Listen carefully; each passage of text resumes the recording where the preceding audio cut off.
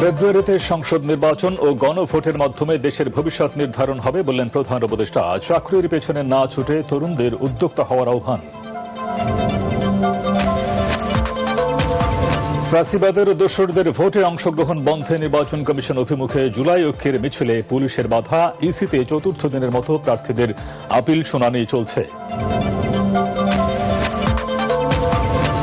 চুয়াডাঙ্গায় নিরাপত্তা বাহিনীর হাতে বিএনপি নেতার মৃত্যুর অভিযোগ। ঘটনার তীব্র নিন্দা মির্জা ফখরুলের। সুষ্ঠু তদন্তে সেনাপ্রধানের হস্তক্ষেপ কামনা।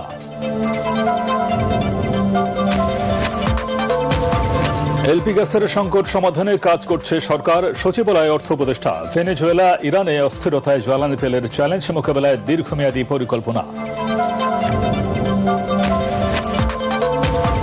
এবং মাদক সন্ত্রাসের অবসান চান ঢাকা ২ আসনের ভোটাররা। উন্নয়ন পরিকল্পনা বিএনপি প্রার্থী আমানুল্লাহ আমানের। চাঁদাবাজ মুক্ত এলাকা গড়ার প্রতিশ্রুতি জামায়াতের আব্দুল হকের।